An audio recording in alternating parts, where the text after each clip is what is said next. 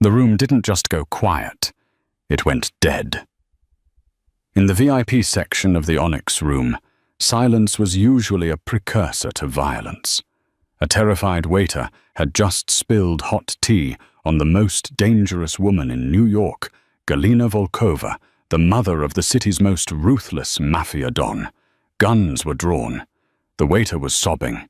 Nikolai Volkov, the don himself, looked ready to execute the boy on the spot. But then a quiet, trembling voice cut through the tension. It wasn't begging for mercy. It was speaking in Russian. And not just any Russian, it was an aristocratic pre-revolution dialect that hadn't been heard in decades. Everyone turned. It was just the girl who cleaned the ashtrays. But what she said next would change the underworld forever. Eleanor Vance had mastered the art of being invisible. In a place like the Onyx room, invisibility wasn't just a skill, it was a survival mechanism. The club, located in the dark heart of Chicago's meatpacking district, was a cathedral of sin and luxury. Velvet curtains, the color of dried blood, hung from the ceilings, and the chandeliers cost more than Eleanor would make in 10 lifetimes. It was the crown jewel of the Volkov-Bratva Empire.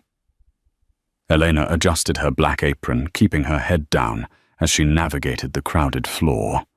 She was 24, with hair she kept tightly bunned and clothes that were 2 sizes too big, specifically chosen to hide her figure. She wasn't there to be noticed. She was there to pay off a debt that wasn't hers. Vance. The sharp bark of the floor manager, a sweaty man named Rickard, made her jump. Table 4 needs clearing. Fast. The boss is coming down from the office. Rickard hissed, wiping his forehead with a handkerchief. The boss? Elena asked, her voice barely a whisper. Nikolai. He's in a mood. Don't look at him. Don't speak to him. Just clean the glass and get out. Eleanor nodded, her heart hammering against her ribs. Everyone knew Nikolai Volkov. He wasn't just a mobster. He was a phantom. At 32, he had consolidated power in the city, faster than anyone in history. They called him the wolf, silent, predatory, and devoid of mercy.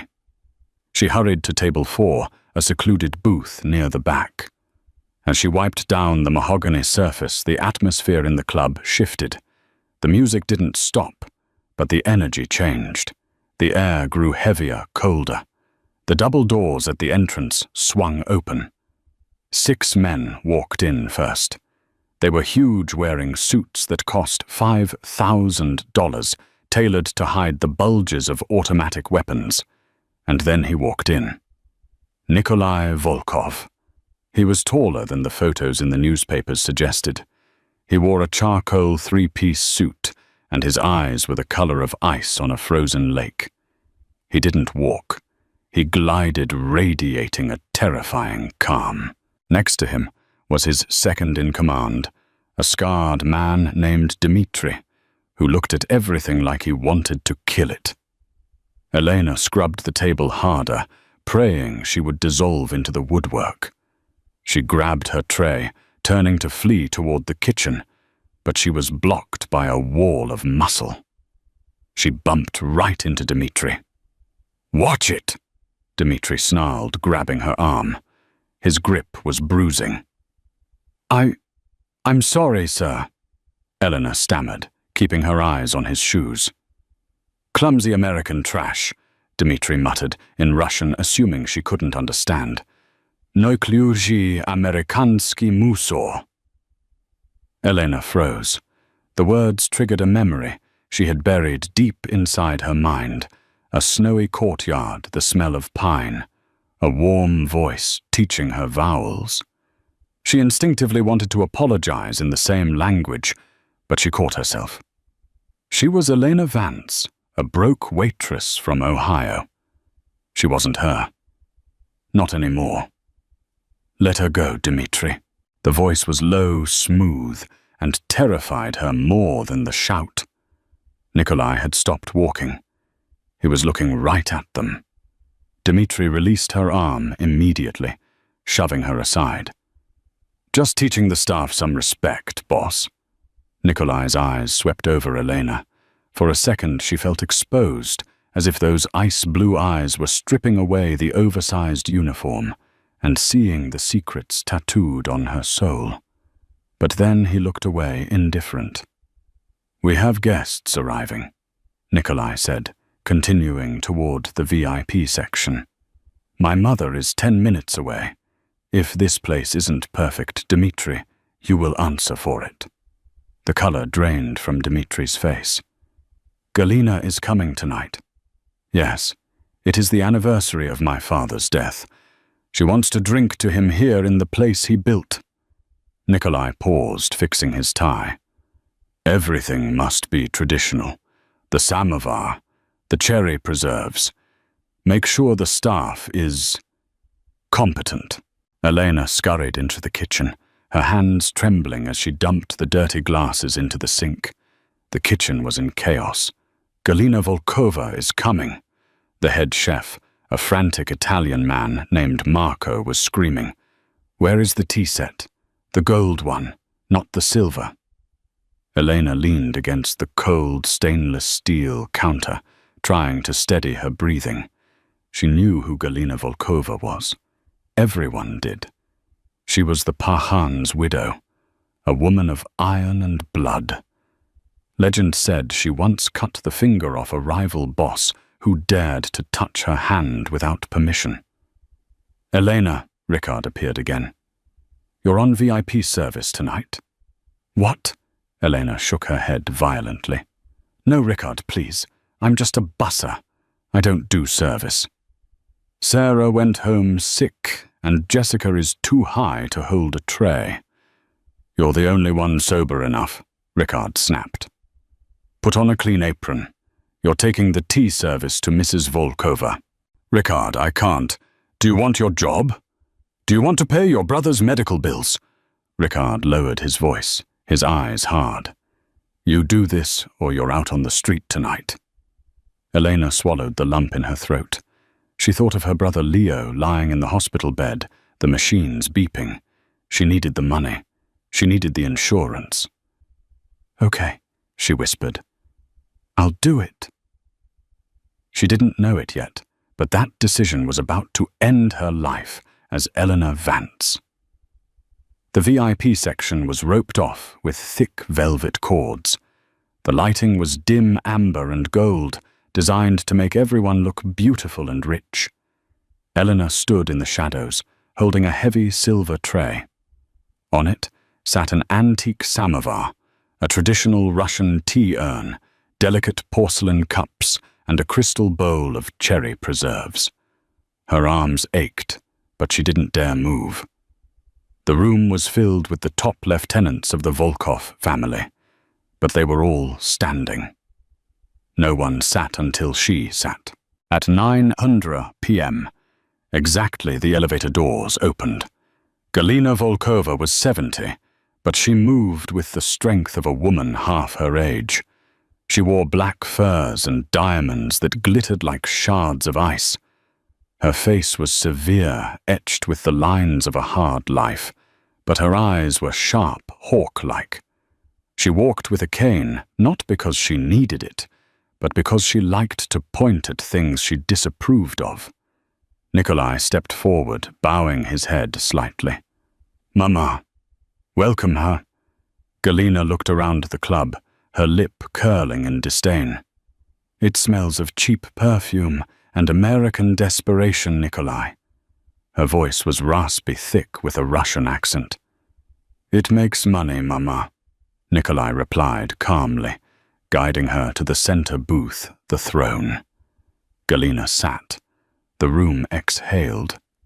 "Tea," she commanded. Rickard shoved Elena forward. "Go, now!" Elena stepped into the light. Her heart was beating so loud she thought the microphone on the karaoke stage might pick it up. She approached the table, keeping her eyes lowered. "Careful," Dmitri hissed from the side. Elena set the tray down. Her hands were steady, a lifetime of discipline kicking in. She began to pour the tea. The dark liquid steamed in the cold air. She placed the cup in front of Galina, then the spoon, then the preserves. She turned to leave. "Wait." Galina's voice was like a whip crack. Elena froze. She turned back slowly. Galina was staring at the tea. She picked up the spoon, dipped it into the preserves, and then let it drop back into the bowl with a loud clink. "What is this?" Galina asked, switching to Russian. She looked at Nikolai. "Nikolai, why do you insult me?" Nikolai frowned. "Mama, it is the best cherry preserve. Imported." "It is garbage," Galina screamed, sweeping her hand across the table. The cup of scalding hot tea flew off the saucer. It didn't hit Nikolai. It hit the young busboy, Thomas, who had just stepped up to offer water. The hot liquid splashed over his hand and wrist. Thomas yelped, dropping the water pitcher. Glass shattered everywhere. The silence that followed was deafening. Thomas clutched his burned hand, tears streaming down his face, but he was too terrified to make a sound. Galina stood up, her face red with fury. She wasn't looking at the burned boy. She was looking at the mess on her shoes. "Idiots, imbeciles. You surround yourself with incompetence, Nikolai. On your father's anniversary, you bring me peasants who cannot even serve tea." She turned her wrath on Thomas. "You ruined my shoes. Do you know how much these cost? More than your life." She raised her cane. Nikolai stepped forward, but he hesitated. He couldn't publicly humiliate his mother, but he couldn't let her beat a staff member in front of the investors. The tension was a physical weight in the room. Dmitri had his hand on his gun, unsure of who the threat was. Galina ranted on her Russian, becoming faster, more obscure. She was using old idioms, cursing the bad luck of the house, cursing the lack of respect for the old ways. "No one understands," she shouted, looking at the confused faces of the American staff. "You are all hollow shells. You don't know the soul of the tea. You serve me sugar water and call it tradition. In the old country we would have whipped you for this insolence." She raised the cane again, aiming for Thomas, who was cowering on the floor. "Stop!" It wasn't Nikolai who spoke. It was Elena. She hadn't meant to say it. It was a reflex. Seeing the cane go up, seeing the fear in Thomas's eyes, it broke the dam she had built around her past. Galina froze. She turned slowly, her eyes narrowing at the waitress in the oversized clothes. "What did you say to me?" Galina asked in English, her voice dangerous. Elena looked up. For the first time, she made eye contact with the matriarch. She saw not just anger, but deep, profound loneliness and frustration. Elena took a breath.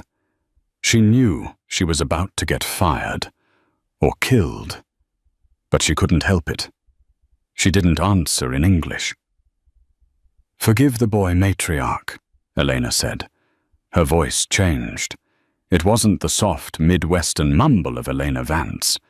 It was crisp, melodic, and perfectly enunciated Russian. "He does not understand the weight of the day, but the anger you feel is not about the shoes or the tea." The room gasped. Nikolai's head snapped toward her. Dmitri's jaw dropped. Elena continued stepping over the shattered glass, ignoring the guns that were shifting toward her. She spoke in a dialect that was rare, the St. Petersburg High Court dialect, spoken by the families that existed before the Iron Curtain fell. "You are angry because the preserves are too sweet," Elena said softly in Russian. "They used sugar, not honey, and they did not put the mint leaf in the boil. It is not how they made it in Viborg. It tastes like a lie. That is why you are angry."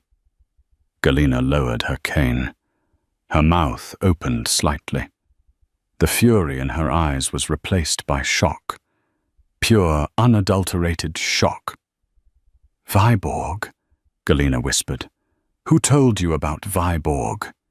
"My grandmother." Elena lied smoothly, though the emotion was real. She said that tea without the proper bitterness is like a life without sorrow. It has no depth. It was an old proverb, a very specific, very old proverb, used by a specific circle of families. Galena stared at her. The silence stretched for 10 seconds. 20. Then the terrifying matriarch of the Volkov family sat back down. She pointed a manicured finger at the empty seat across from her. "Sit," Galena commanded. Ricard, the manager, looked like he was going to faint. "Ma'am, she's just the—" "Shut up," Galena barked at him. She looked at Elena. "I said sit. Nikolai, give her a fresh cup, and get that boy to a doctor." Nikolai, the most feared man in Chicago, blinked. He looked at Elena with a new expression. It wasn't indifference anymore. It was calculation.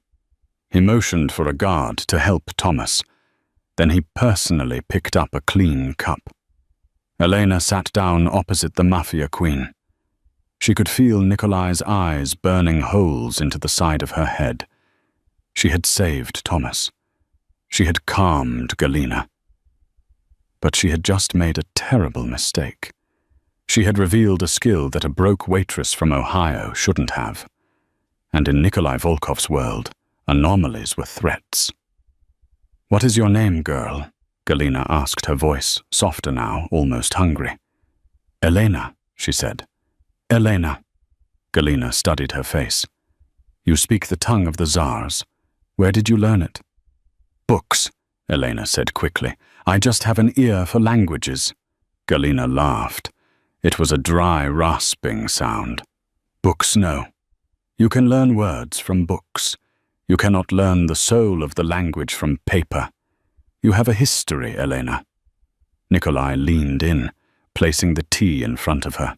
His voice was low, intimate, and menacing. "Yes, Elena. Tell us. Who are you really?" The air in the VIP section was thick enough to choke on.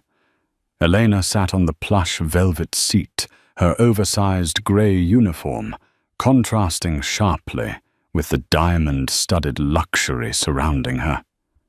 Across the table, Galina Volkova sipped her tea, her eyes closed in rapture.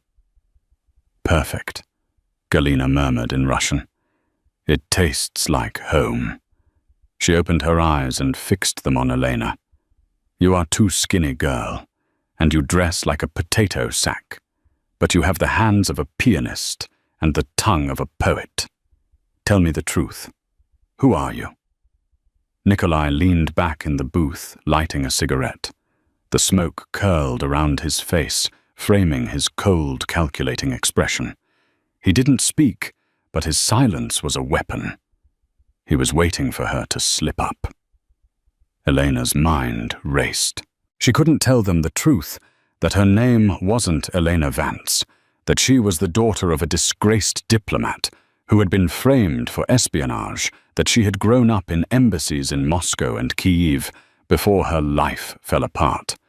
If they knew who her father was, Nikolai would kill her as a risk. My grandmother, Elena, lied, sticking to her story, but embellishing it with grains of truth. She was a governess for a family in St. Petersburg before the fall. She escaped with nothing but her stories. She taught me to speak so the language wouldn't die with her. Galina studied her. A governess. That explains the diction. But it does not explain the posture. Galina tapped the table with a long, manicured fingernail. "Dmitri, bring the board." Dmitri, the scarred lieutenant, groaned. "Galina, please, not tonight. We have business to discuss with the union reps at midnight." "The union can wait," Galina snapped. "I want to see if the girl's mind is as sharp as her tongue. Bring the chess set." Elena's stomach dropped. Chess. It was the one game she and her father had played every night.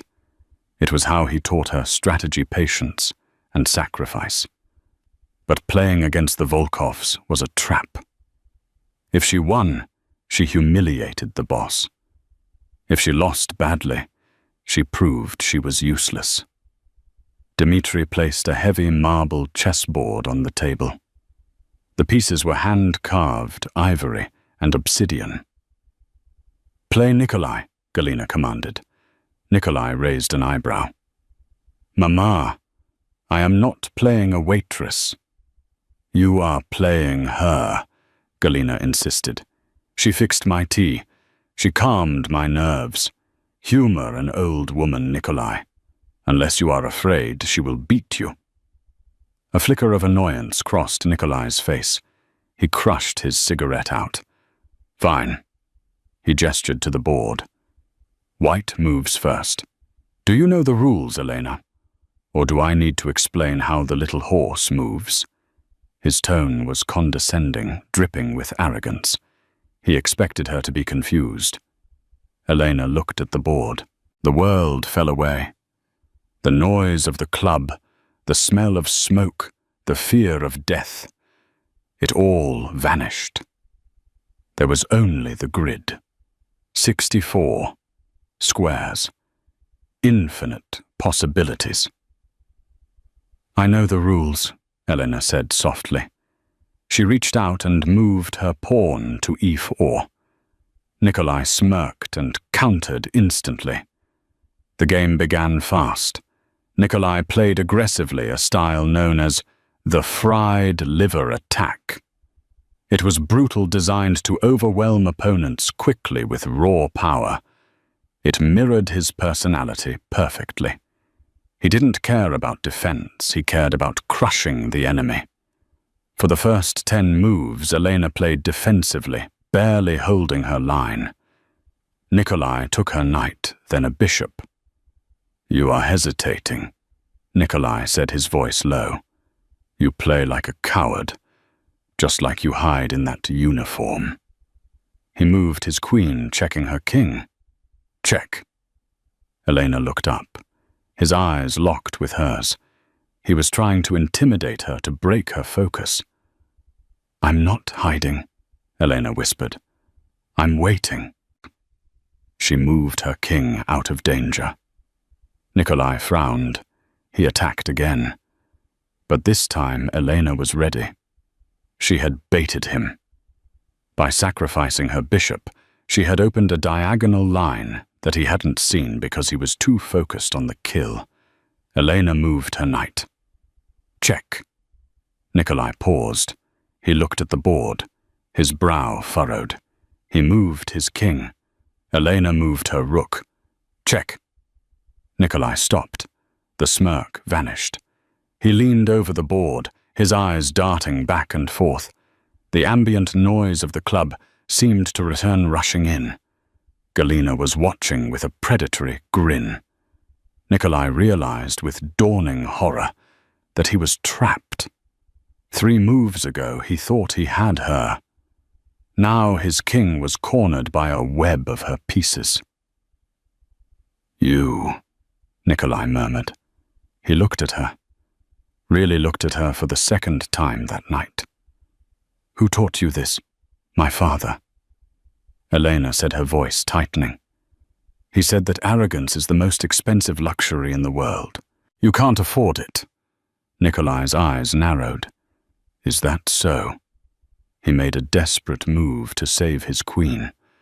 Elena didn't hesitate. She picked up her queen, the most powerful piece on the board, and slid it across the marble. She took his rook, leaving her queen defenseless. "What are you doing?" Dmitri asked, confused. "You just lost your queen." Elena didn't look at Dmitri. She kept her eyes on Nikolai. "Mate in 2, she said. Nikolai froze. He traced the lines. If he took her queen, her knight would checkmate him. If he didn't take her queen, her bishop would checkmate him. It was a trap, a beautiful, brutal trap. Nikolai sat back slowly. The tension at the table was electric. A waitress, a girl who made $9 an hour scrubbing tables, had just defeated the Don of Chicago in fewer than 20 moves. Galina let out a loud, cackling laugh. She clapped her hands. Magnificent. Did you see that Dmitri? She gutted him. She gutted my son like a fish. Nikolai didn't laugh. He stared at the board, then he stared at Elena. The ice in his eyes was gone, replaced by a burning intensity that made Elena's skin prickle. He wasn't angry. He was aroused. Not sexually, but intellectually. He had found a puzzle he couldn't solve. "You're not a waitress," Nikolai said quietly. "I don't know who you are, Elena Vance, but you are done cleaning tables." I have to get back to work," Elena stammered, standing up. The adrenaline was fading and the fear was returning. She had won, but she had exposed herself too much. "Ricard will be looking for me. Ricard works for me," Nikolai said, standing up as well. He towered over her. "And now so do you." "I don't want trouble," Elena said, backing away. "Please. I just want my paycheck." "You have a debt," Nikolai said. He wasn't asking. He was stating a fact. He had pulled up her employee file on his phone under the table while they played. "Leo Vance, your brother, St. Jude's Hospital, leukemia treatment. You're 3 months behind on payments." Elena's blood ran cold. "How do you?" "I know everything that happens in my city." Nikolai stepped closer, invading her personal space. He smelled of expensive tobacco and cedarwood. "You need $50,000 for his next round of chemo. You won't make that carrying trays." "What do you want?" Elena whispered. "My mother likes you," Nikolai said, glancing at Galina, who was busy eating the cherry preserves with a satisfied smile. "She hates everyone, but she likes you. I need a companion for her, someone who speaks the language, someone who can play chess, someone who is observant. You want me to babysit?" "I want you to be her personal assistant," Nikolai corrected. "You will live at the estate. You will be paid $5,000 a week, and I will cover your brother's medical bills, in full." Elena felt dizzy. 5,000 a week, medical bills paid. It was a miracle. It was the answer to her prayers, but it was also a deal with the devil. Living at the Volkov estate meant being watched 24/7. It meant being in the center of the criminal underworld. If they found out her father was the diplomat who had tried to dismantle their operations in Eastern Europe 10 years ago, they would torture her to death. Elena hesitated. "Say yes," Galina called out from the table. "Say yes, girl, or I will have Dmitri break your legs for ruining my son's ego." Elena looked at Nikolai. He held out his hand. "Deal?" he asked. Elena looked at his hand. It was large, scarred at the knuckles. A killer's hand. She thought of Leo, pale and thin in the hospital bed. "Deal," she whispered. She shook his hand. His grip was warm and firm. "Good," Nikolai said. He didn't let go. "Get your things. You're coming with us tonight." The transition from the warm, golden light of the onyx room to the cold, biting wind of the Chicago night was jarring. Elena walked out the back exit, surrounded by the phalanx of bodyguards. She was no longer wearing her apron. She had her battered backpack over one shoulder, clutching her coat tight. She felt like a prisoner. "The car is this way," Dmitri grunted, pointing toward a line of 3 black armored SUVs idling in the alley. Galina was walking ahead, flanked by 2 guards. She was humming a Russian folk song, seemingly in a great mood after watching her son lose at chess. Nikolai walked beside Elena, his presence a heavy weight on her right side. "You're trembling." Nikolai noted, not looking at her. "I'm cold." Elena lied. She was terrified. "The car is heated," he said simply. They reached the middle SUV. A driver opened the back door for Galina. Elena scanned the alley. It was a habit her father had drilled into her. Always look for the break in the pattern. The alley was narrow, lined with brick walls and dumpsters. A single street lamp flickered overhead. It was quiet. Too quiet. Usually there were homeless men near the dumpster or the sound of traffic from the main road. Something caught her eye. On the roof of the warehouse opposite them, about 300 yards away, there was a flash, just a tiny glint of light, like a reflection off a watch face or a scope. And then she saw the red dot. It was faint, dancing through the rain, moving across the wet pavement. It wasn't aiming for Nikolai. It was aiming for Galina. Time seemed to slow down. Elena saw Galina reaching for the door handle. She saw Nikolai turning to say something to Dmitri. She saw the guards looking outward, but they were looking at street level, not the roofs. "Get down!" Elena didn't think. She screamed and threw herself forward. She didn't tackle Nikolai. She tackled Galina. She hit the old woman with the force of a linebacker, driving her into the back seat of the SUV, just as the crack of a high-powered rifle echoed through the alley. Crack thwip! The bullet didn't hit Galina's head. Because Elena had pushed her, the bullet slammed into the frame of the car door, sending sparks and shrapnel flying. "Sniper!" Dmitri roared. "Contact rear roof!" Chaos erupted. The bodyguards immediately drew their weapons and opened fire toward the roof. The sound was deafening automatic gunfire, echoing off the brick walls. Nikolai was moving instantly. He didn't dive for cover. He dove for Elena and his mother. He shoved Elena's legs into the car and slammed the heavy armored door shut, effectively sealing them inside the bulletproof cage. "Go drive! Drive!" Nikolai screamed at the driver, jumping into the front passenger seat. The SUV tires screeched burning rubber as the heavy vehicle lurched forward. Another bullet pinged off the back window, leaving a spiderweb crack in the reinforced glass. Inside the back of the car, it was a tangle of limbs and heavy breathing. Galina was gasping, clutching her chest. Elena was sprawled on the floor of the SUV, her shoulder throbbing where she had hit the door frame. "Mama, are you hit?"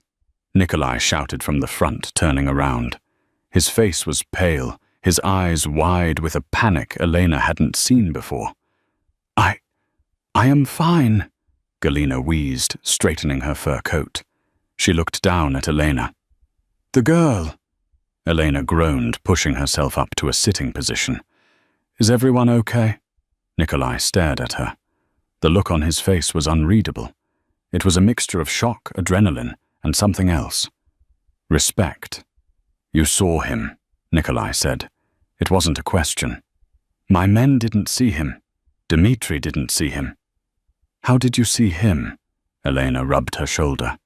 "I saw the reflection. The scope. In the rain." Nikolai shook his head. "That shot came from the textile factory roof. That's 300 yards. At night. In the rain." He reached back and grabbed her chin, forcing her to look at him. His grip was tight, bordering on painful. "Who trained you, Elena?" he demanded. "A waitress doesn't spot a sniper before a Spetsnaz-trained security team. Who are you working for?" "The Moretti family." "The Triads." "No one," Elena cried, pulling away. "I told you my father. He was paranoid. He taught me to watch my surroundings. That's all I swear." Nikolai studied her face for a long, agonizing moment. The SUV was speeding down the highway, now weaving through traffic, putting distance between them and the assassin.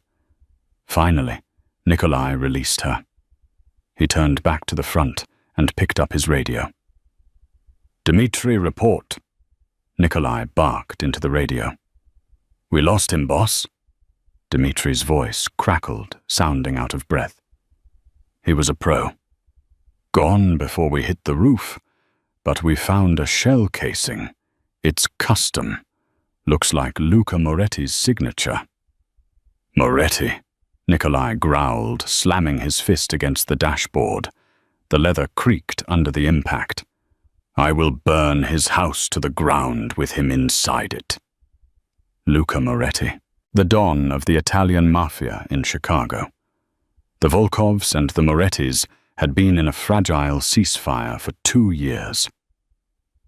Tonight, that peace was over.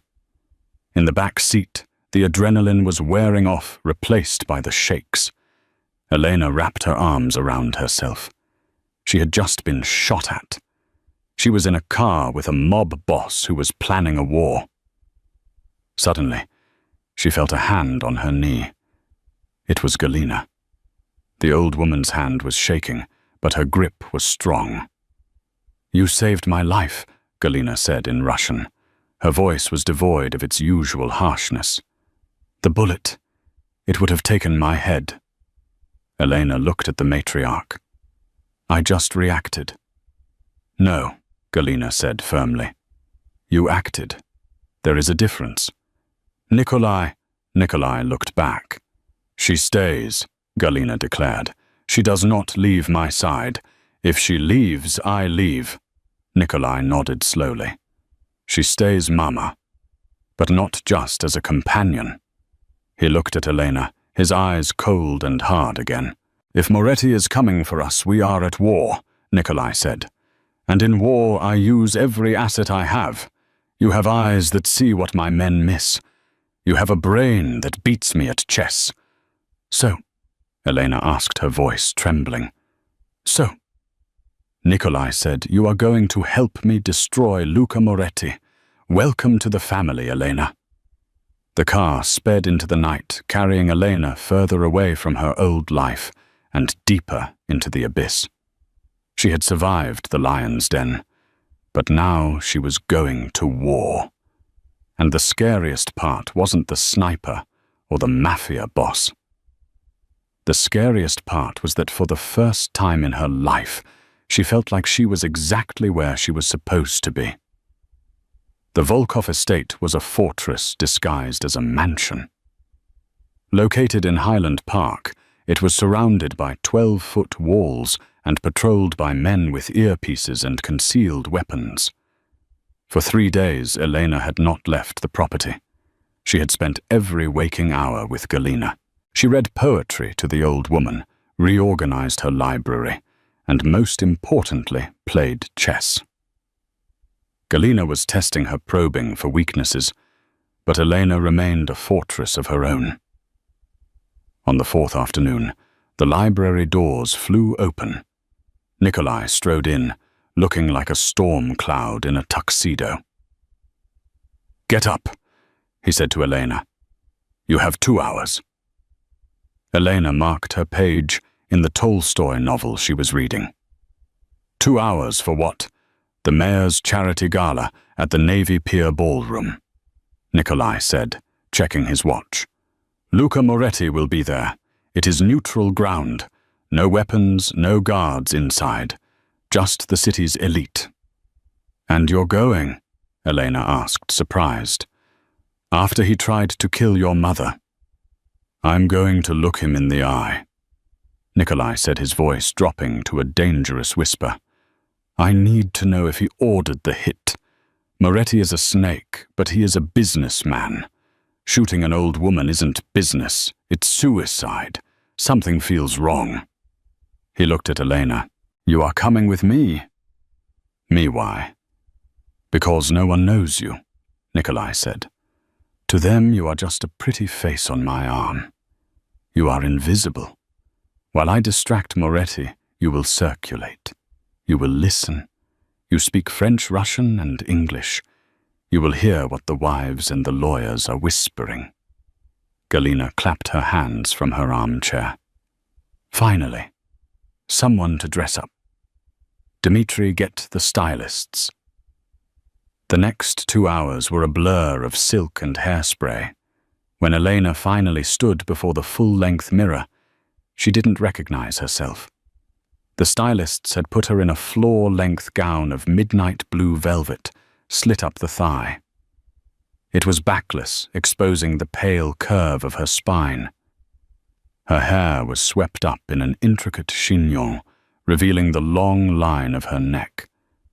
She looked expensive, dangerous.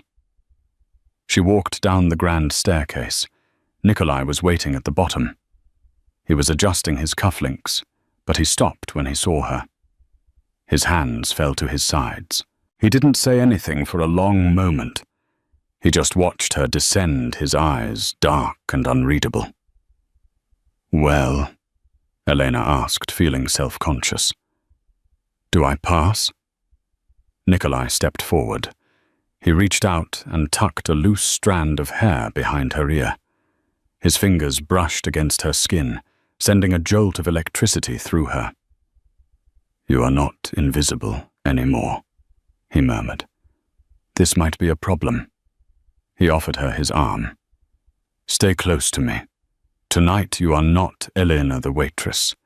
You are Elena, my fiancée." "Fiancée?" Elena choked. "It explains why you are with me," Nikolai said smoothly. "And it keeps other men from approaching you. Let's go." The gala was a sea of diamonds and corruption. The ballroom overlooked Lake Michigan, the black water reflecting the city lights. Waiters moved through the crowd with trays of champagne, and a live orchestra played Mozart. Elena felt the weight of the eyes on them. Nikolai Volkov was a celebrity in this world, feared, hated, and lusted after. As they walked through the crowd, the sea parted. "Don't look down," Nikolai whispered in her ear, his hand warm on the small of her back. "Look at them like you own them." They approached a group of men near the bar. In the center was a short, stout man with slicked-back hair and a smile that didn't reach his eyes. Luca Moretti. "Nikolai," Moretti boomed, spreading his arms. "I didn't think you'd show. Terrible business about the shooting the other night. I hope your mother is well." The tension was instant. The air around them seemed to freeze. "She is fine, Luca," Nikolai said, his voice light but his eyes deadly. "It takes more than a coward with a rifle to kill a Volkova." Moretti's smile twitched. "A coward, yes. If it had been my men, they wouldn't have missed." "Is that a confession?" Nikolai asked. "It's a statement of quality," Moretti shot back. While the men engaged in their verbal fencing, Elena slipped away. "I'm going to find a drink, darling," she said, squeezing Nikolai's arm. He gave her a subtle nod. Elena moved through the crowd. She wasn't looking for a drink. She was hunting. She drifted near the groups of Moretti's lieutenants, listening. She heard complaints about the union gossip about mistresses, but nothing about the hit. Then she heard it. It came from the balcony door, which was slightly ajar. A voice, low, urgent, and speaking Russian. Elena froze. Moretti's men were Italian. They spoke Italian or English. Who was speaking Russian? She grabbed a glass of champagne as a prop and stepped out onto the cool, windy balcony. It was empty save for 2 men standing in the shadows of a pillar. She pressed herself against the wall, straining to hear. "He suspects nothing," one voice said. It was deep, gravelly. "Nikolai is focused on Moretti. He thinks it's a turf war." "Good," a second voice replied. Elena's heart stopped. She recognized that voice. It was smooth, slightly nasal. It sounded like the Volkov family lawyer, or maybe an accountant. She couldn't place the face, but the voice was familiar from the estate. "When do we strike?" the first voice asked. "Tonight, when they return to the estate. The security codes have been changed. The west gate will be open. We take out Nikolai, we take out the old witch, and the city is ours. The syndicate in Moscow is tired of Nikolai's independence." Elena gasped. It wasn't Moretti. It was a coup, a takeover from Russia.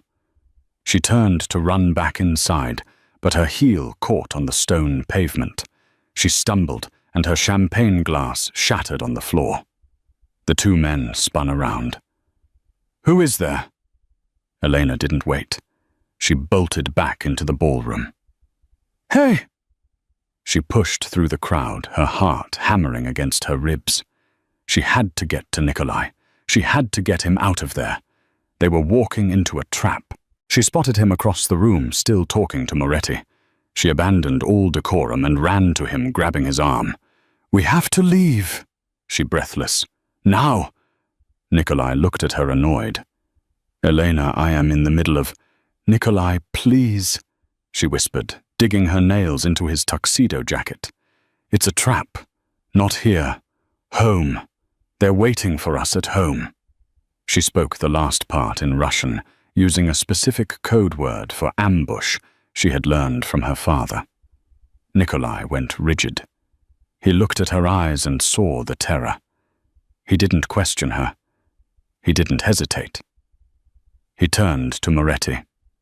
"Apologies, Luca. My fiancé is feeling unwell. We must go." Before Moretti could answer, Nikolai was guiding her toward the exit, his grip on her arm bruising. "Talk," he commanded as they hit the cool night air. "What did you hear?" "It's not Moretti," Elena hissed as they reached the valet. "It's the Russians, the Moscow syndicate. Someone on the inside changed the security codes at your estate. They're hitting the west gate tonight." Nikolai stopped. The valet brought the car around the Ferrari this time, not the armored SUV. Nikolai looked at her. "The west gate codes are only known by 3 people. Me, my mother, and Dmitri." Elena felt sick. Dmitri, the man who had been by Nikolai's side for 10 years. He was on the balcony, Elena realized. The gravelly voice. It was Dmitri. Nikolai's face turned into a mask of stone. He opened the car door for her. "Get in," he said. "Where are we going?" Elena asked. "We can't go home." "No," Nikolai said, revving the engine. The roar of the Ferrari echoed off the buildings. "We are going to the estate, but we aren't going in through the west gate." He pulled a silver handgun from the glove compartment and placed it in his lap.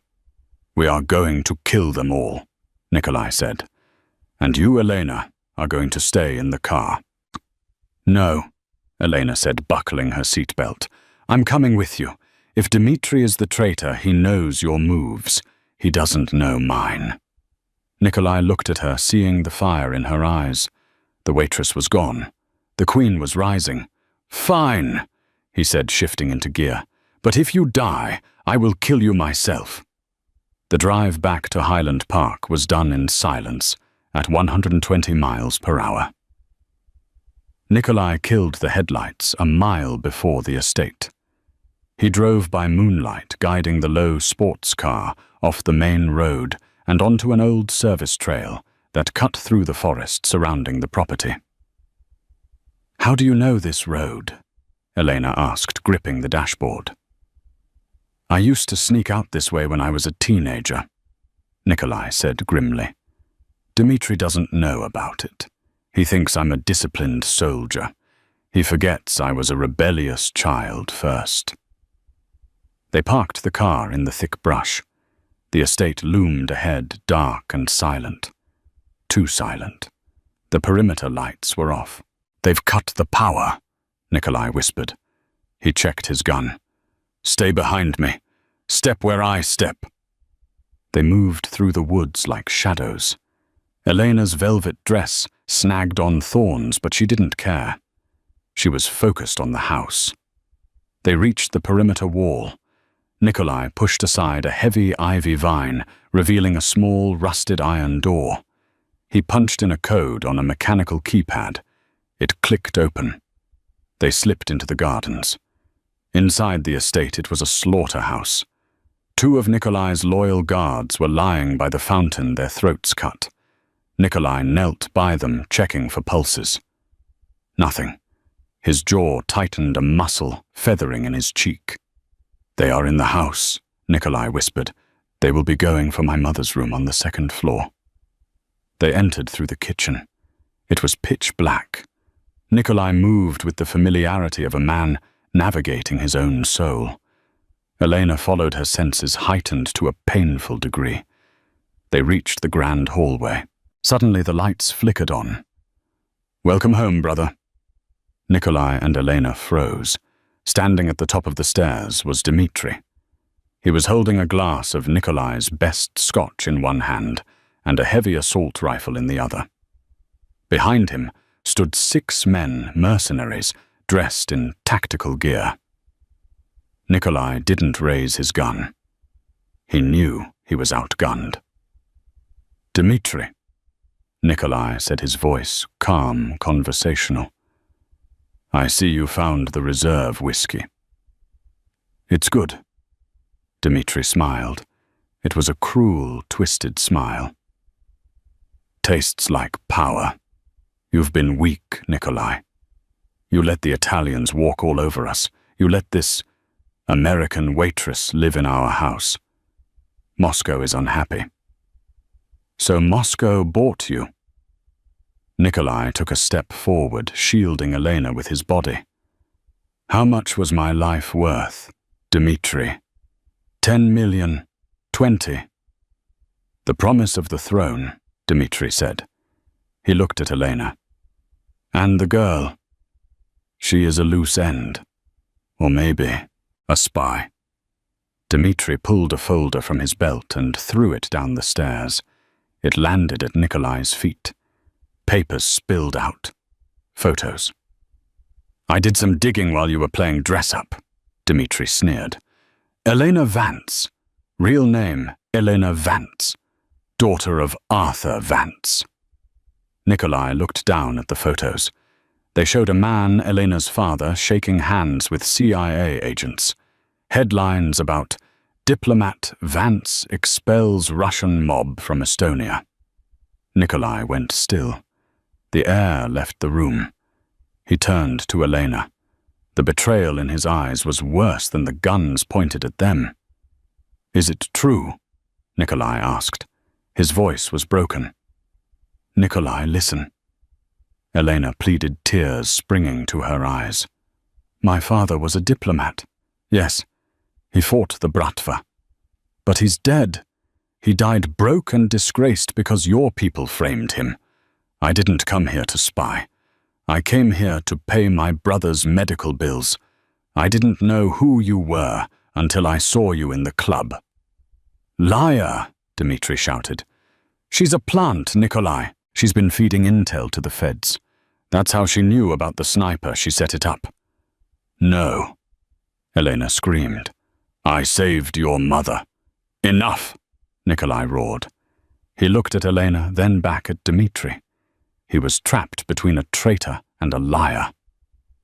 "Dmitri," Nikolai said slowly, "if she is a spy, why is she standing here with me unarmed while you have a rifle pointed at my chest?"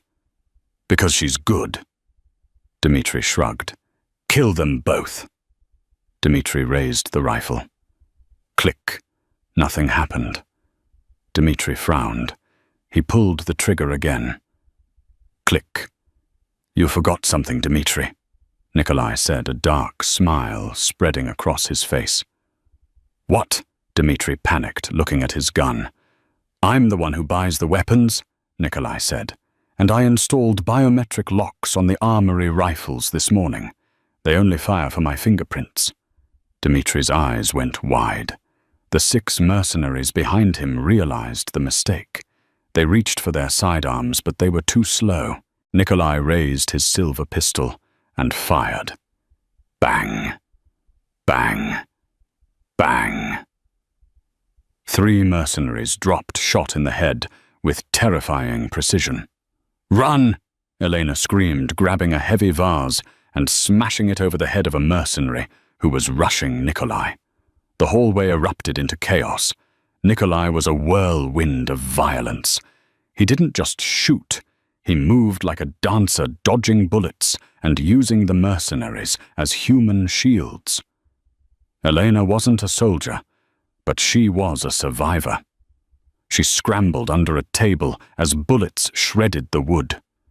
She saw a loose gun sliding across the floor. A Glock dropped by one of the fallen guards. She dove for it. Dmitri had abandoned his jammed rifle and pulled a knife, a jagged combat blade. He lunged at Nikolai, tackling him to the ground. The 2 men rolled crashing into the grandfather clock. Nikolai was strong, but Dmitri was desperate. He pinned Nikolai down, raising the knife to plunge it into the Don's throat. "For Moscow!" Dmitri screamed. Bang! Dmitri jerked. He looked down. A red flower was blooming on his chest. He turned his head slowly. Elena was standing there, the Glock shaking in her hands, smoke rising from the barrel. She had shot him. Dmitri coughed, blood spilling from his lips. He looked at Elena, then at Nikolai.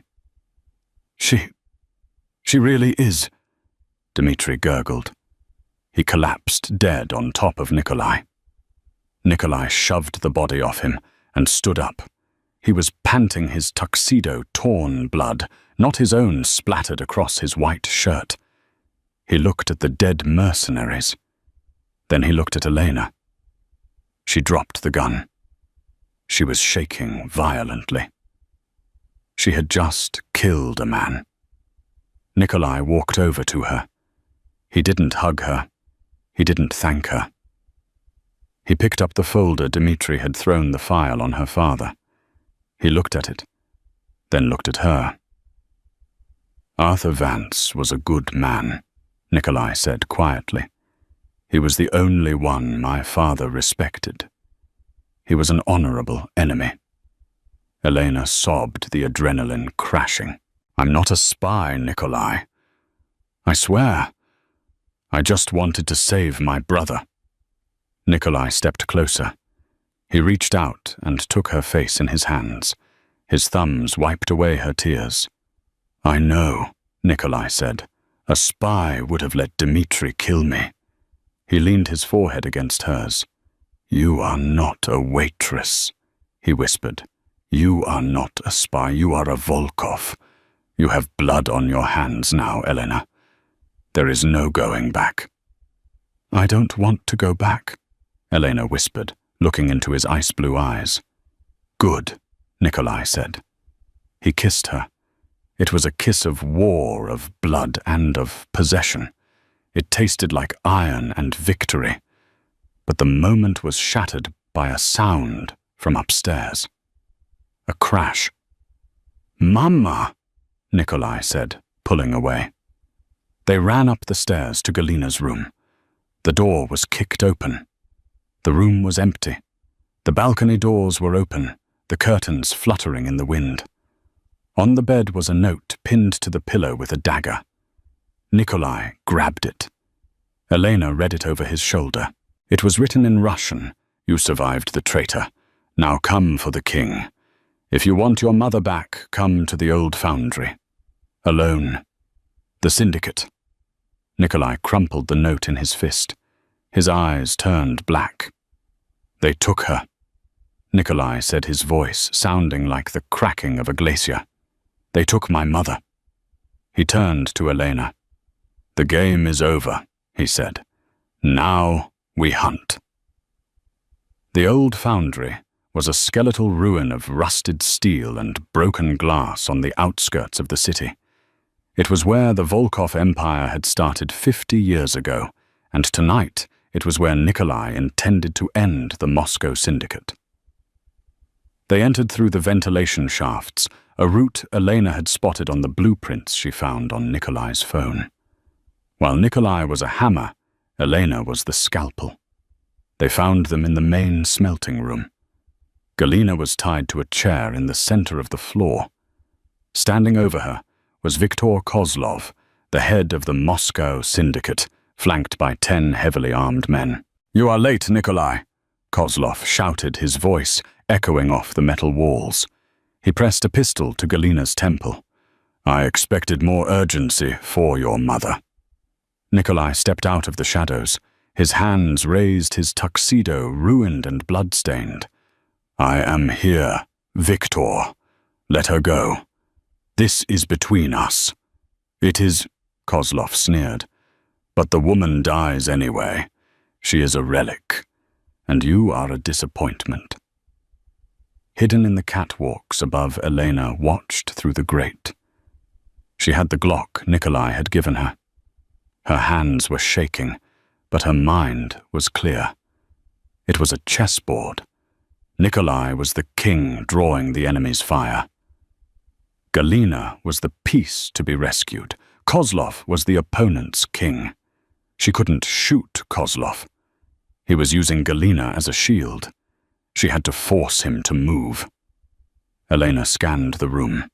She saw a pressure valve on the steam pipe directly behind Kozlov. It was old, rusted, and held together by a single bolt.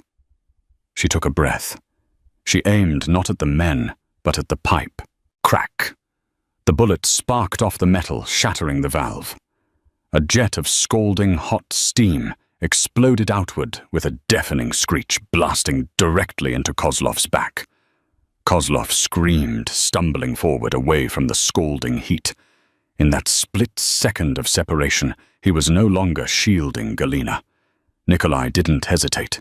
He drew his weapon with blinding speed. Bang! Bang! 2 shots to the chest. Kozlov dropped before he even hit the ground. "Now!" Nikolai roared. Elena rained fire from above, suppressing the remaining guards while Nikolai sprinted to his mother. He cut her bonds with a knife, shielding her with his body as they returned fire. The remaining mercenaries, leaderless and terrified of the ghost in the rafters, threw down their weapons and fled. Nikolai held his mother. For the first time, the Iron Lady looked small. "Are you hurt?" Nikolai asked in Russian. "My pride," Galina rasped, straightening her spine. She looked up at the catwalks. "Where is the girl?" Elena climbed down the ladder, exhausted, covered in soot. She walked toward them. Nikolai stood up. He walked over to her, and in front of his mother and the ruins of his enemies, he dropped to one knee. Not to propose, but to bow. "You are not my pawn," Nikolai said, taking her hand. "You are my queen." 6 months later. The Onyx room was closed for a private event. The tables were gone, replaced by a sea of white roses.